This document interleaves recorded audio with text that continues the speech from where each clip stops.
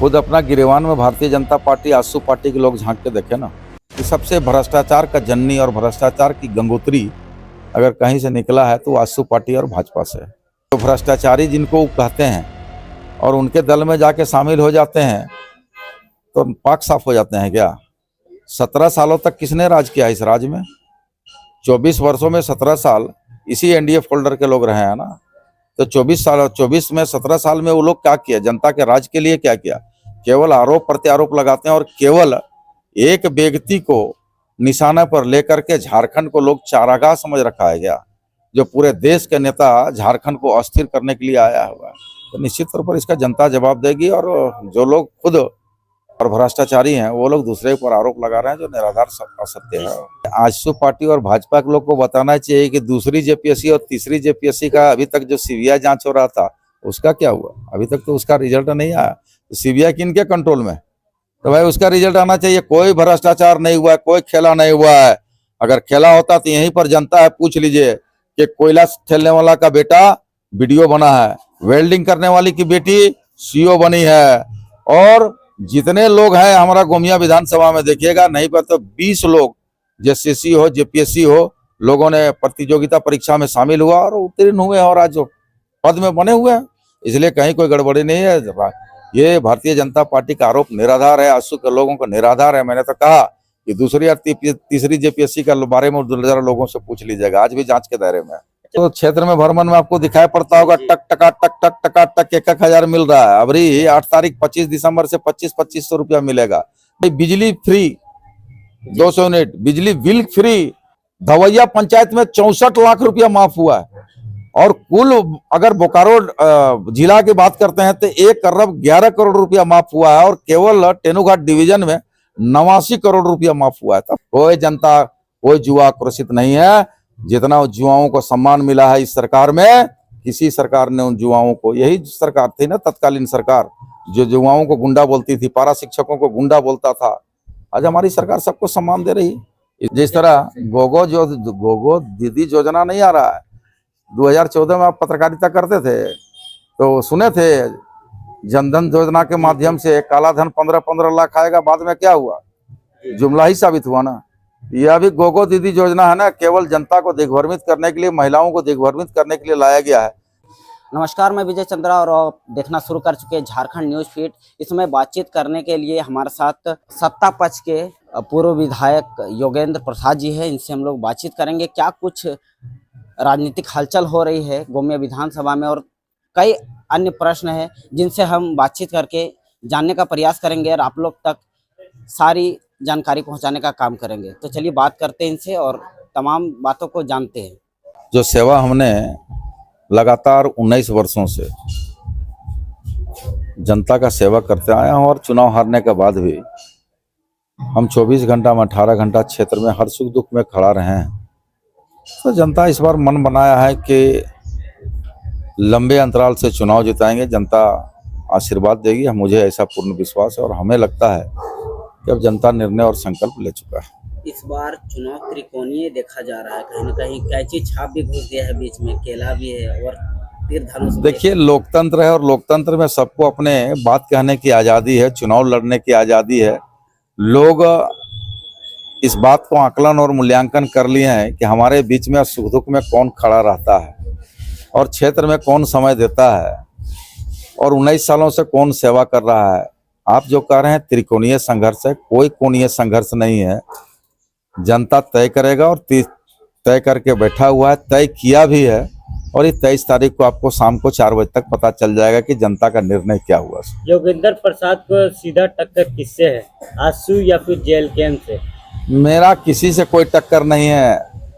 और मैं तो कहता हूँ लोकतंत्र में जनता मालिक होता है, जनता निर्णय करता है, जनता जिसको आशीर्वाद देता है वह विधायक बनता है। और मुझे ऐसा प्रतीत होता है, ऐसा आत्मविश्वास है कि मैं जो जनता का सेवा किया हूँ और लंबे अंतराल से जनता इस बार 2014 के रिकॉर्ड को भी तोड़ेगा। इसलिए हमारा टक्कर का कौन पहला, दूसरा और तीसरा लड़ाई कौन लड़ेगा वो आपस में लोग तय करे।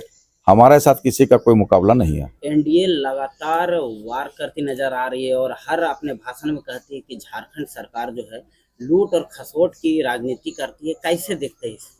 खुद अपना गिरेवान में भारतीय जनता पार्टी आजसू पार्टी के लोग झांक के देखे ना। भारतीय जनता पार्टी और आजसू पार्टी के जितने लोग हैं वो अपने गिरेवान में झांक के देखें कि सबसे भ्रष्टाचार का जननी और भ्रष्टाचार की गंगोत्री अगर कहीं से निकला है तो आजसू पार्टी और भाजपा से। रह गया बात कि जो भ्रष्टाचारी जिनको वो कहते हैं और उनके दल में जाके शामिल हो जाते हैं तो पाक साफ हो जाते हैं क्या? 17 सालों तक किसने राज किया इस राज्य में?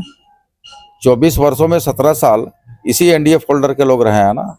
तो 24 में 17 साल में वो लोग क्या किया? जनता के राज के लिए क्या किया? केवल आरोप प्रत्यारोप लगाते हैं और केवल एक व्यक्ति को निशाना पर लेकर के झारखंड को लोग चारागाह समझ रखा है क्या? जो पूरे देश के नेता झारखंड को अस्थिर करने के लिए आया हुआ है। तो निश्चित तौर पर इसका जनता जवाब देगी और जो लोग खुद भ्रष्ट और भ्रष्टाचारी हैं वो लोग दूसरे पर आरोप लगा रहे हैं जो निराधार असत्य है। जिस तरह से मैंने पब्लिक ओपिनियन पोल ले रहा है, लोगों का कहना है कि जेपीएससी, सीजीएल, पीजीटी जैसे एग्जाम है सो रद्द किए जा रहे, बार बार पेपर लीक हो जा रहा है, कहीं ना कहीं सीट। अरे तो ये आजसू पार्टी और भाजपा के लोग को बताना चाहिए कि दूसरी जेपीएससी और तीसरी जेपीएससी का अभी तक जो सीबीआई जांच हो रहा था उसका क्या हुआ? अभी तक तो उसका रिजल्ट नहीं आया। तो सीबीआई किनके कंट्रोल में? तो भाई उसका रिजल्ट आना चाहिए। कोई भ्रष्टाचार नहीं हुआ है, कोई खेला नहीं हुआ है। अगर खेला होता तो यहीं पर जनता है, पूछ लीजिए कि कोयला ठेलने वाला का बेटा वीडियो बना है, वेल्डिंग करने वाली की बेटी सीओ बनी है, और जितने लोग हैं हमारा गोमिया विधानसभा में देखिएगा, नहीं पर तो 20 लोग जेसीसी हो जेपीएससी हो लोगों ने प्रतियोगिता परीक्षा में शामिल हुआ और उत्तीर्ण हुए और आज पद में बने हुए हैं। इसलिए कहीं कोई गड़बड़ी नहीं है।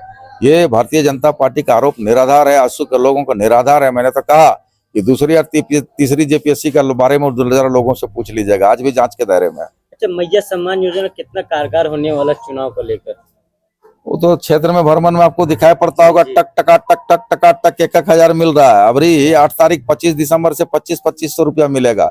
बिजली है, चौथा किस्ती भी आ गया है। छठ मैया का आशीर्वाद लेने के लिए महिलाओं को 1,000 दे दिया गया। इसलिए देखिए, एक योजना नहीं, मैया सम्मान योजना एक योजना, कई बिजली फ्री 200 यूनिट, बिजली बिल फ्री।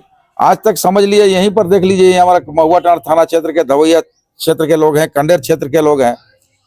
एक कंडेर पंचायत में 73 लाख रुपया माफ हुआ है जी। धवैया पंचायत में 64 लाख रुपया माफ हुआ है।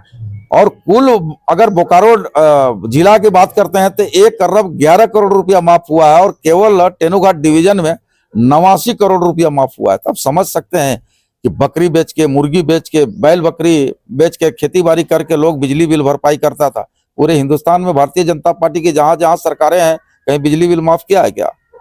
ये पहला उदाहरण है देश का कि जहां झारखंड बिजली बिल, बकाया बिल को माफ करने का काम किया। एक अंतिम क्वेश्चन सर, स्टूडेंट्स कहीं ना कहीं आक्रोशित है तो उनको कैसे लाइन अप किया जाएगा? वो आपके नजरिए में आक्रोशित है, बाकी किसी के नजरिए, भाजपा के नजरिए में आक्रोशित है और मीडिया के नजरिए में आक्रोशित है। कोई जनता, कोई जुआ आक्रोशित नहीं है। जितना जुआओं को सम्मान मिला है इस सरकार में, किसी सरकार ने उन जुआओं को, यही सरकार थी ना तत्कालीन सरकार, जो जुआओं को गुंडा बोलती थी, पारा शिक्षकों को गुंडा बोलता था।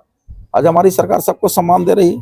इसलिए निश्चित रहिए, भारतीय जनता पार्टी को 2029 ही नहीं 2034 तक कोई वैकेंसी झारखंड में नहीं मिलेगा।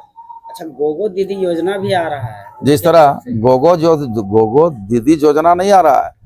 2014 में आप पत्रकारिता करते थे तो सुने थे जनधन योजना के माध्यम से काला धन 15-15 लाख आएगा। बाद में क्या हुआ? जुमला ही साबित हुआ ना। यह अभी गोगो दीदी योजना है ना, केवल जनता को दिग्भ्रमित करने के लिए, महिलाओं को दिग्भ्रमित करने के लिए लाया गया है। आप फॉर्म को देखेंगे तो उसमें कहीं पर आधार कार्ड का नंबर नहीं है, बैंक डिटेल नहीं है, तो क्या ले जाके उनके हाथ में देगा क्या? ये केवल और जुमला है। जिस तरह 2014 में मोदी जी बोले थे कि 15-15 लाख खाते में जाएगा, उसी तरह ये जुमला है। और अब जनता, राज्य की महिला दीदी लोग समझ चुकी है ये जुमला है और इससे बेसिक कुछ नहीं।